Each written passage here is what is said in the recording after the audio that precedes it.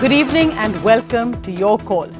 This week I'm joined by a man who is a politician and a gentleman, a man who's been former finance minister, external affairs minister and defence minister, BJP leader Jaswant Singh. Well, thank you for coming, sir. And I mentioned defence minister, but of course that stint, though relatively short compared to your other two stints, that's right, is something which I think you felt particularly close to because of your background in the armed forces. When you see what's happening today, what is your reaction at the end of a week which has been a turbulent one? well, I'm filled with great concern, and if I use the word despair, it's not an exaggeration, because and I think in an earlier talk with you I used the phrase, this is the sword arm of the country. You can't blunt it. And what the last week, it's not just last week, the previous so many years, what it has demonstrated, an absence of understanding about what the armed forces really are, an absence of grasping the sensibilities of the armed forces, a near total disjunct between the Ministry of Defence and the armed forces. An absence of leadership from the political community, by which I really mean both the Prime Minister and the Defence Minister. After all, the Prime Minister is the chairman of the Cabinet Committee on Security. But given that, sir, and given the shocking details that seem to be in that letter which became public, this isn't something that happened overnight. And of course, people within the UPA will say, look at what happened in Kargil. And we've seen recommendations by the expert committee on Kargil, recommendations of the group of ministers. Then nothing happened with successive governments, NDA or UPA. So in that sense, the political class, can you single out just the Prime Minister and current Defence Minister? It's a larger issue. I don't wish to do that, but because you referred to the Kargil, I had quite a good deal to do with Kargil. Yes. I don't want to speak in first person singular, but the reality is, and this is a fact, the Kargil attack on India is the only battle, should I put it, that India has fought since independence, in which firstly not a single inch of land was conceded. Secondly, after the battle, war, whatever you wish to call it, the government of the day ordered a full review of what had happened. And it's a brilliant report that late Subramaniam, because the review comprised Subramaniam and my friend George Verghese and others. Following upon that report, a committee or group of ministers was instituted under Mr. Advani. It's a wonderful report, that report of the group of ministers. It addresses all issues. And there were recommendations about the Defence Ministry. But you're right. Nothing happened with those recommendations? Not nothing. Very little. Yeah, that is a qualitative term, little or very little, but not satisfactory. The approach was not. The approach is, because once issues or matters get trapped in the labyrinths of bureaucracy, which is what I meant by a huge gap between the ministry, that's the civil part of it, and the armed forces. They inhabit the same physical territory in South Block. And we had, one of the recommendations was, and it was on paper implemented, that there should be total integration between the Ministry of Defence and the three services of the armed forces. There were various other recommendations. We were told they are now integrated, but they are not integrated. There is a separation, us and them. This must not be. In fact, I'd like to go across also to someone else who has, when we brought up Kargil, somebody whose son actually died in Kargil. His parents, Colonel Thapar, and his wife, their young son, Lieutenant Vijayan Thapar, had died in Kargil. And let's just go across to them to see what they have to ask. And we'll come back to that issue which had been raised also about the hostilities. During the Kargil war, immediately after that, I got a famous letter from you, which I've kept. And it was to Raj Rif for their collective courage and collective effort in turning the tables on the enemy in the Battle of Tololeng. That's right. And also 3 pimples in Nong. Now, the emphasis of that document was on collective effort, on collective courage, and collectively doing good things. Unfortunately, I find that kind of spirit existing no longer in the higher echelons of the army. By army, I mean the Ministry of Defence and the army, and as such, you know, things are not really collectively being pushed forward. Thank you very much, Colonel. Well, I don't want to refer to the great loss that you and your family have suffered. My writing a letter to you was the least I could do to share that loss with you. I know amongst the battles that we had to then fight, the battle for Tololeng was a particularly trying battle. If I can share with you something, because in that period, a very eminent American who had earlier been Secretary of State, Henry Kissinger, had come to call on me, and Henry had asked me, Jaswant, will you be able to win these heights back? I found that a slightly patronizing question, questioning the ability of the Indian infantry. And I had told him, Henry, don't worry, we will get those heights back, and we will get them back, and we will oust those that have ingressed on our territory. Some months after the event, I permitted a group of officers from the US Army to go to those heights and see what our infantry had achieved. They wouldn't believe that this is what our infantry had achieved. I wanted to share that with you because your gallant son was part of that great effort of the Indian infantry. And I believe that Kargil shall in time be recounted as one of the most exemplary feats of Indian infantry ever. As far as the second aspect of your question is concerned, an absence of togetherness, I'm afraid I share that with you. I do share it with you. I'm distressed at the level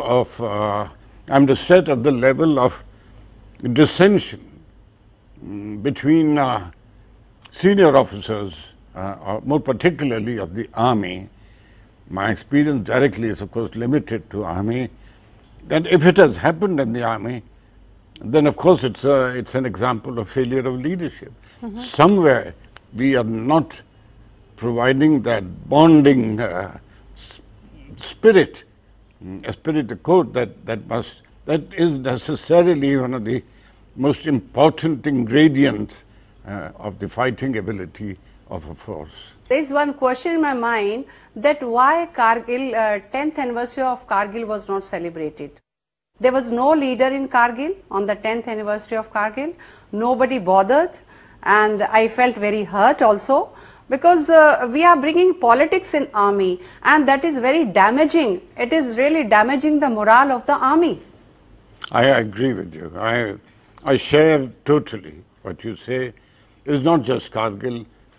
With great difficulty we observe the achievements of the Indian Army in Bangladesh. We have virtually forgotten the IPKF and what the sufferings, for example, of the IPKF. Why has this happened? Because I think the conflict of political interest between political parties has caused a lot of casualty in the spirit. My son did not die for any party. He died for his country. Absolutely, of course I agree. I mean, I am sorry that how can I refute or refuse what you are saying? I don't want to speak in this sense, but for example, my wife, she's an army daughter. She married me, she's an army wife. And her elder son is also an army officer. So if we are not army, if I am not army, if she is not army, she would fully empathize with what you are saying. And she's bitterly, deeply critical of the way that, in fact, as she told me, I told her that I was coming to this program, And she said, you must say it then. Now, I don't know if I should or not, but I'll say it. She said, all that we witnessed today that is happening is so as to ensure that some chain of promotions, etc., takes place at the cost of the entire edifice of the army. It is these things which have brought this bonding in the army to such a state. Colonel Thapar, Mrs. Thapar, thank you so much for joining us on this program tonight. Let me go across, sir, to a question, well, from someone in your constituency, but let's just see what he had to say. Let's just go across to Darjeeling. Hello, Jasmine sir. Hello. I'm Colonel K. Shering from your Karma Bhumi, that is Darjeeling. And the kind of scam that is surrounding North Block and South Block, the low morale of troops, at least I am not very happy. My morale is low. I am sure my friends in the borders, their morale is also low. Now, in view of this kind of circumstances, do you think that in case of any outbreak of hostility between our adversaries, amongst with our adversaries, do you think we will be able to do well in that? The question raised by the gentleman from Darjeeling, who made the point that the morale of the armed forces. The key to your question is about morale. Surely this is an example of very poor morale. Of course, if deficiencies, look, if deficiencies become public, but you must know that the soldiers, sailors, airmen, they deal with that equipment.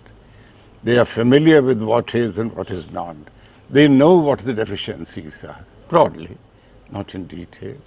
Now, it's the appalling ignorance that, unfortunately, by the armed forces and their functioning, that broadly causes this kind of, I think, unwarranted comment.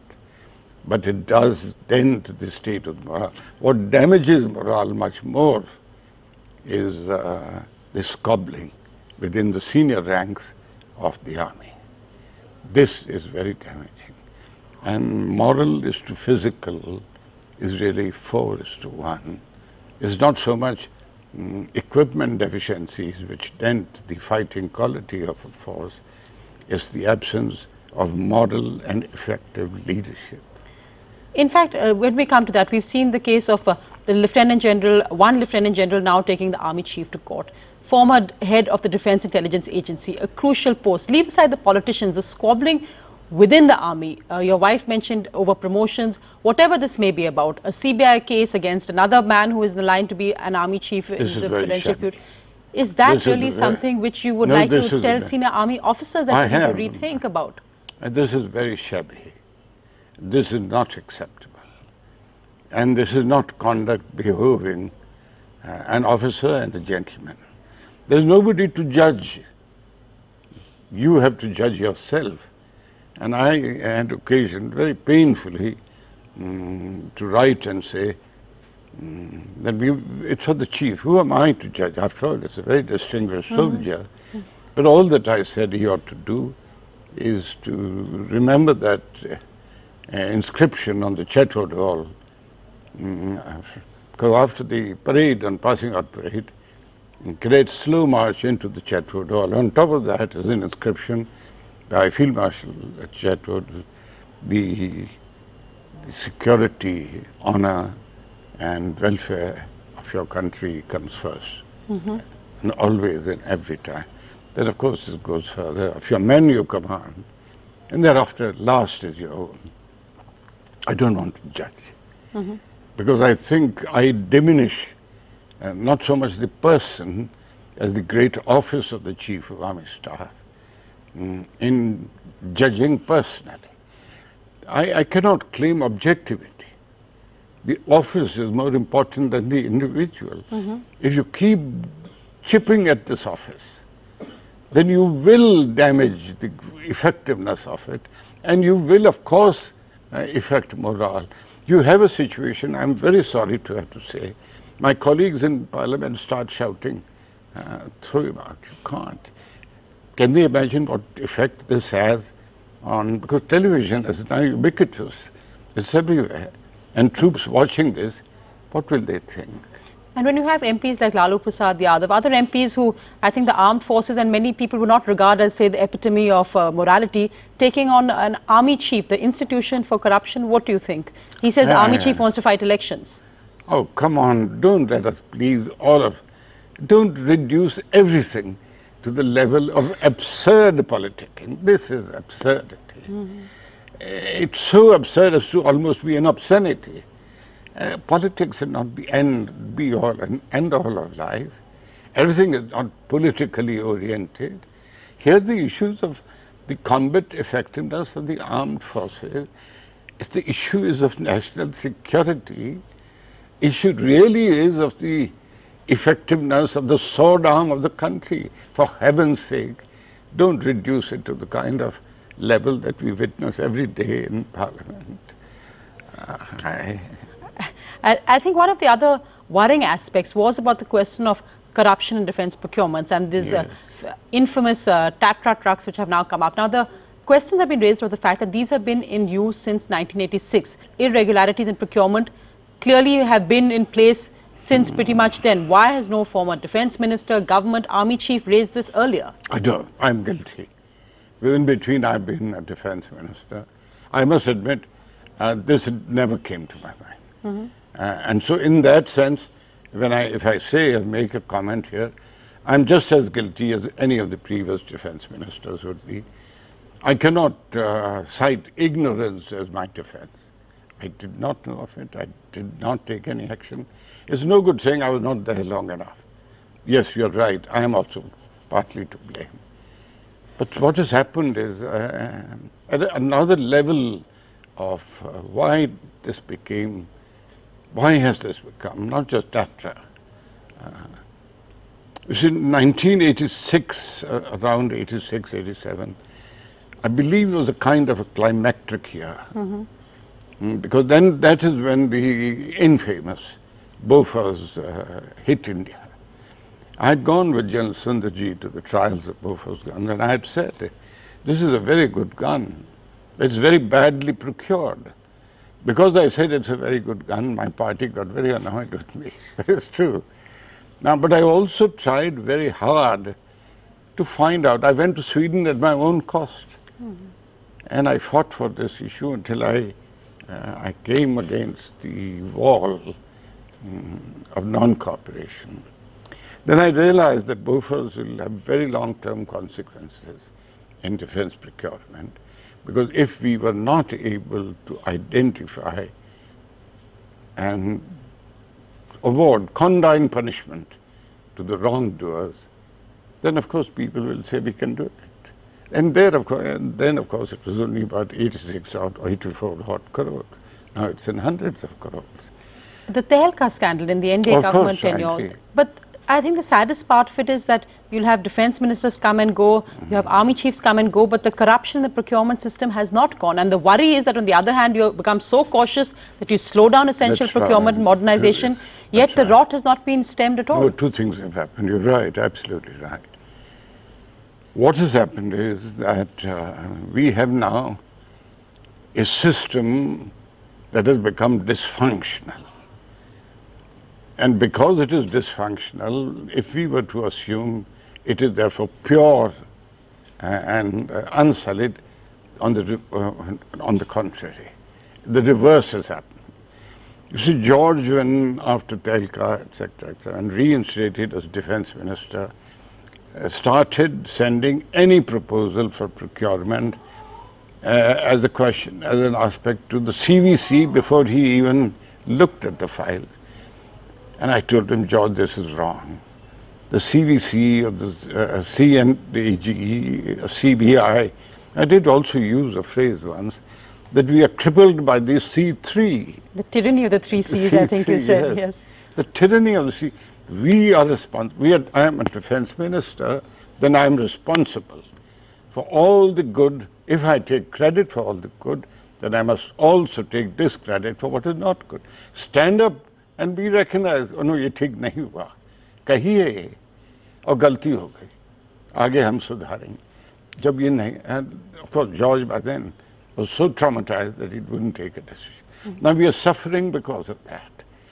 no decisions are taken, because suppose we were to make a mistake, oh, but for heaven's sake, governance is all about taking decisions, not about immobility of thought. What if you make a mistake? For heaven's sake, again, take decisions. And out of 10, even if you make 5 mistakes, at least on 5, every mistake will teach you something. This is what has happened. The government is paralyzed into inaction because the possibility of a mistake paralyzes them. Let me shift, sir. We've discussed a large extent of the program on what's been happening the last week. Let me shift also to somebody who's been in politics for over, I think, from 1967 it's my 9th onwards. Do you realize, Sonia, just on another day, purely by chance, somebody sitting next to me was looking at the who's who in Parliament. And he said, sir, this is your 9th term in Parliament. Since 1980, I think you've been a Rajya Sabha MP. A remarkable feat, I have to say. And Rajya Sabha is interesting because we've seen this week a very sad situation in Jharkhand over the Rajya Sabha elections and what happened there with an independent candidate and the charges back and forth. The BJP went through a state of great turbulence after the last general election. We're now looking towards the next one. What do you think? Has the BJP managed to course correct? Why? No, I'm afraid issue at this point? No, I'm afraid I can't. I can't realistically and honestly say that needed course correction, recognition of what the deficiencies are, therefore course correction, has been fully recognized and implemented. I can't. The state of the party is well enough known to the leadership in the party. I have often pointed it out. What is the situation today? It's really rather like the later Mughals. There's a very good account of the later Mughals by a great historian who says that the Mughals were declining, but the Maratha Confederacy was also declining. Now, that is very bad for the country, because you can't have the decline of the Congress party is evident. But simultaneously, there cannot be decline of the BJP, because it's a national imperative. There cannot be a political vacuum in the country. Is it a battle for who will be the next prime ministerial candidate? Because you're either recovering from an election or looking towards the next election in India today. Aisa nahi hai. If you permit a very interesting phrase, I think it's more usage in UP than elsewhere. Na soot na kapas julahon mein latham lat. Now it's not as if the premiership of the country is there for the teaching. Is there for anybody to.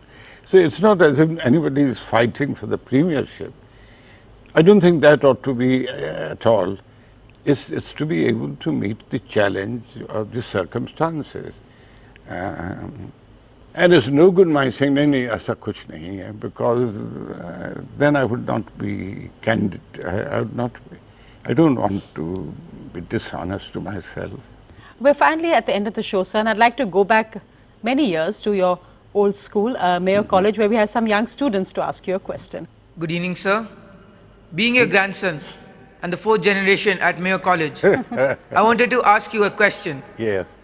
I've seen your name prominently on the honor board in the Assembly Hall.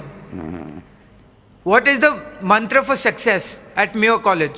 What is the mantra for success? No, you must look, 2 things. Believe that you can reach the horizon.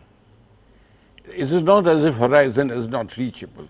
Dream to reach the horizon and work for it. Secondly, realize and accept that you can catch both ends of the rainbow in your 2 hands. This is not dreaming. Do that and you will succeed. I was just going to ask, sir, often yes.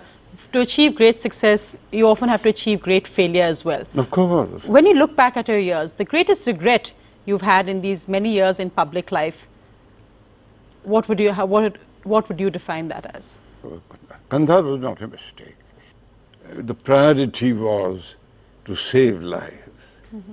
See, governance is not about, it's not a choice between good and not so good. The choice is always between bad and worse. It is, it's how it is. It is terrible to let 166 human beings perish because you feel that you must not take step A or B. It's very bad to compromise on the fight against terrorism and say, okay, take these 3 back, leave 166. How do you decide? No government has a clear, it's not as if it's a yes or no decision. So you decide government must always work for preserving life. I went because if I hadn't gone last minute decisions there, had to be who would take them. But I also don't want to say it. It's not as if my going there was without risk. But I don't want to say it. Somebody had to go. And when coming back in that aircraft, the relief of those, the stench in that aircraft, the men and women trapped in that tube of an Airbus for 7 days in that freezing cold of winter in Kandahar with one toilet. One of the passengers, where are my children? Why did you come so late? She got hold of me. This is, of course, trauma. It's a trauma for me. And it was more traumatic because how am I to explain how these decisions become necessary? Of course. But of course, it's part of governance. So you take a decision and you stand up and be counted for it. I think stand up and be counted. I think that's what you focused on, sir, throughout this interview. That take a decision and be responsible for it, however it eventually turns out. Thank you so much, sir, for joining me tonight. It was wonderful to have you.